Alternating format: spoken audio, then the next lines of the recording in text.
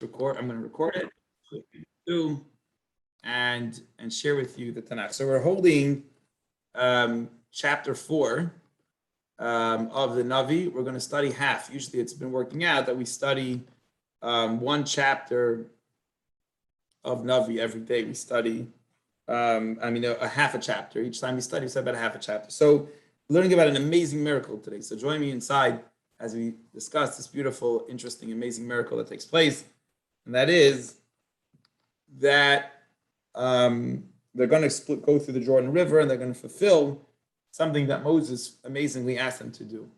Actually, let me pause this. I want to show you a map. Give me a second. Give me 1 second. Zoom recording. Okay. All right. So 1 second. Sorry, guys. Okay. Here is Mount Abel. Okay. And here is Gilgal. On the top of the map, you'll see a place called Gilgal. So Gilgal is right next to the Dead Sea, right on top of the Dead Sea. You see the Jordan River comes down south into the Dead Sea, at least according to the Chumash, the Tanakh, the Navi I have here. In the Art Scroll one, he points out that Gilgal, which is where the Jewish people will end up, is over here, is in that area. Let me go to another thing on the map. You'll notice that in the middle of the map is a place called Shittim. Shittim is the area where the Jews were staying, and then Joshua moves them to the Jordan River, which they will cross over. They're going to end up attacking Jericho. It will be the first city that they attack in Jericho. But before that happens, a miracle will take place. And they're going to go to Mount Abel. And then, if I read this correctly, travel, which definitely from the map seems to be more northwest, and miraculously make it there in one day, and then end up in Gilgal, which is right on top of the Dead Sea. So let me just go over that again. The Jews originally are in a place called Shittim. They at the end of the morning for Moses, Joshua takes them to the Jordan River. Okay, they're parked next to the Jordan River. Then a miracle is going to happen somehow. They're going to miraculously get, where am I here? They're going to miraculously get from there to Mount Abel, and then they're going to end up miraculously by Gilgal. Okay, so it's just the maps. We'll see the verses inside, and you'll understand why I'm showing you the actual areas of the map. Okay. And it was when the whole nation finished going through. Sorry, 1 second. Hold on 1 second. Sorry. In chapter 4.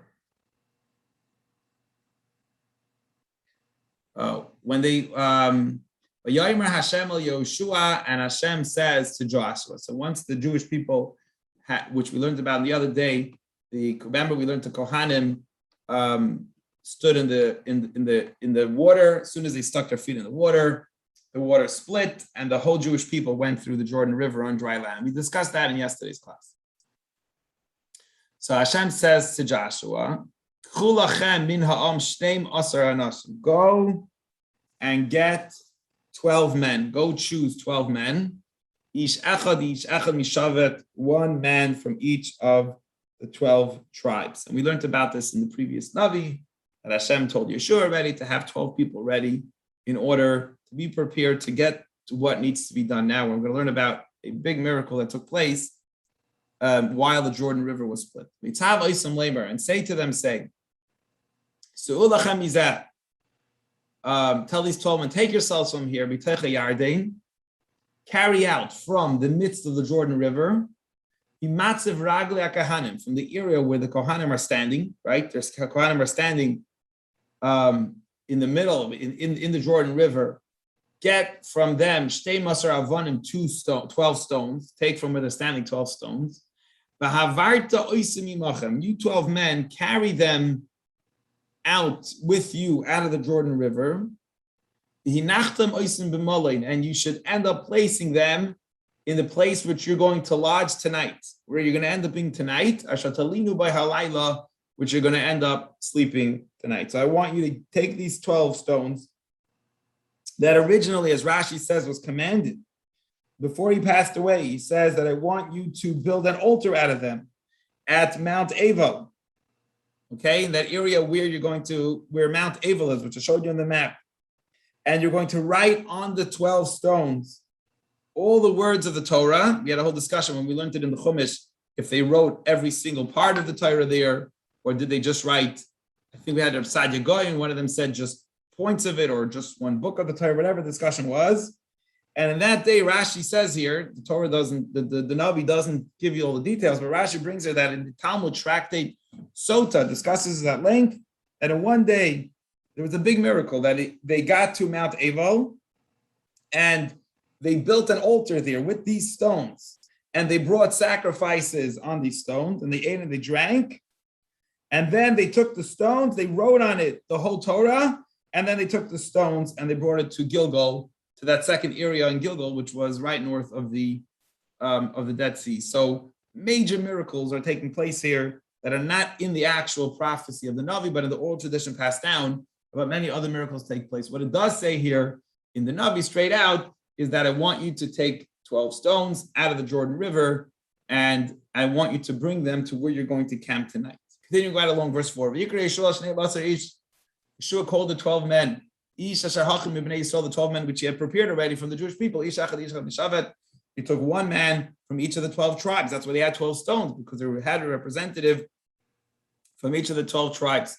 Yeshua, and Yeshua tells the 12 men, that the message that God just told them, go in front of the ark of Hashem, your God, into the Jordan. So while the ark of the Kohanim, remember, the Kohanim put their feet right into the Jordan River. As soon as they did that, the river split. All the Jews walked through, and now other events are taking place as perhaps the Jews already crossed. Right now, this is going on with the Kohanim still standing right on the border. They just stepped into the Jordan River. They're still on the eastern side of the Jordan River, just right in the Jordan. The place is split, and while the ark is holding the water open, and the Kohanim are there, the 12 men representatives are coming to take out these rocks. Each